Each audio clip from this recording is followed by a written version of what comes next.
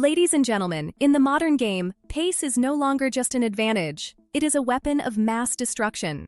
And right now, in 2026, the debate raging across every football stadium, every analytics room, and every training ground on the planet is this: who is the fastest player in world football? The answer is more complicated and more fascinating than you think. Section 2. Topic Introduction. Speed in football has always mattered, but something has changed. The game has evolved into a war of centimeters and milliseconds. We now live in an era where GPS tracking chips inside player vests record every sprint to the nearest hundredth of a kilometer per hour. Where clubs employ dedicated sprint coaches, where a player's zero to top speed time is analyzed the same way Formula One engineers study a car's throttle response. Speed in football is no longer calculated by eye. Today, it is measured with advanced technology. Players wear a vest with a GPS device under their jersey.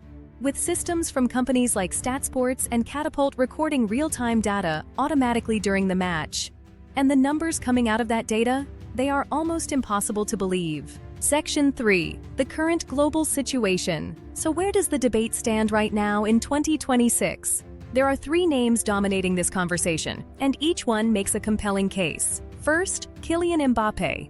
The Frenchman has long been considered the benchmark. Mbappé leads the speed rankings at 38 km/h, a figure measured during the 2025-26 Champions League. That is 0.5 km/h faster than the second fastest player. But here is what separates him from everyone else. It is not just the top speed. His 0 to 90% acceleration time of 2.6 seconds is the fastest in European football, and he averages 32 sprints per game, 45% more than the next highest player. Think about that. He is not just the fastest, he is the most consistently fast. Second, Mickey van de Ven. This is where things get extraordinary. A center-back, a central defender, has broken the Premier League's all-time speed record. Van de Ven recorded a top speed of 37.38 km/h in a match against Brentford, making history as the fastest Premier League player of all time.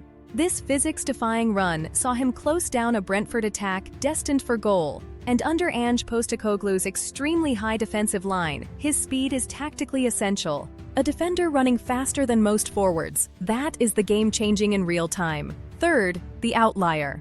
Pafos FC's Belgian forward Nani Damata officially recorded a top speed of 39.6 km/h in the 2025-26 UEFA Champions League, shattering the previous record from Van de Ven. That figure places him among the fastest human beings ever to play professional football. Whether it becomes the consensus benchmark remains to be seen. Section 4. Facts and Insights. Here are the numbers that tell the full story. The average number of sprints per team per match in the Premier League has increased from 165 in 2016 to 198 in 2026, a 20% rise in a single decade.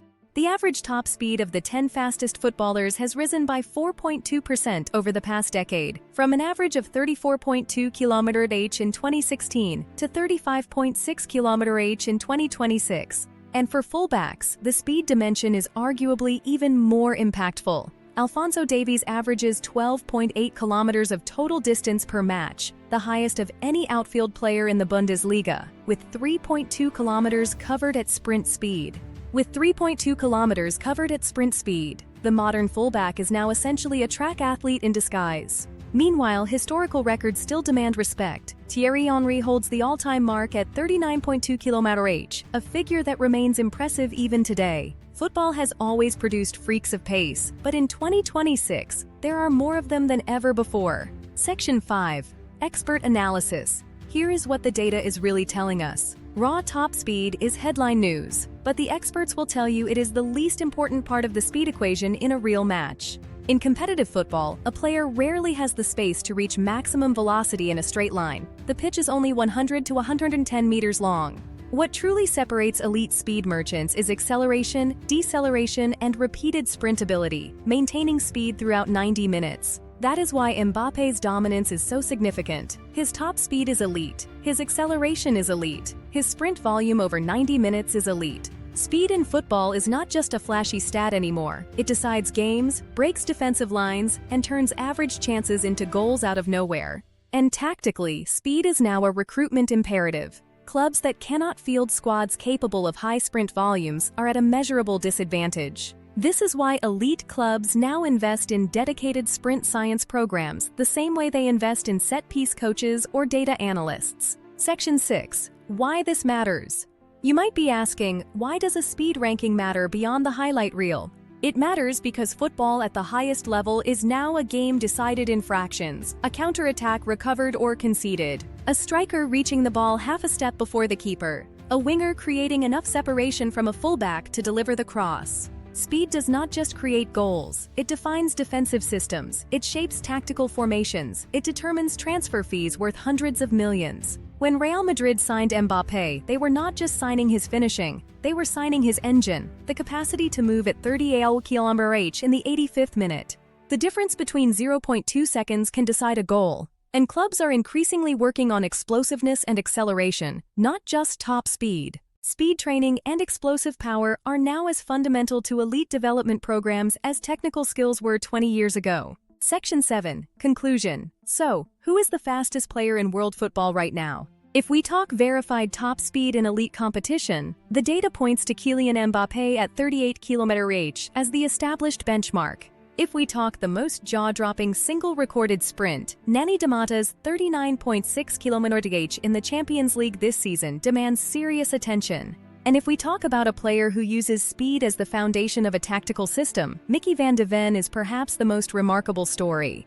But here is the truth the numbers will never fully capture. Speed is only a weapon when it is used. The fastest players in history have not just been fast, they have been intelligent with their pace, choosing the right moment, direction, and burst. That is the difference between a sprinter and a footballer. And right now, in 2026, the world's fastest footballers are both. Stay informed, stay ahead. We'll see you in the next one.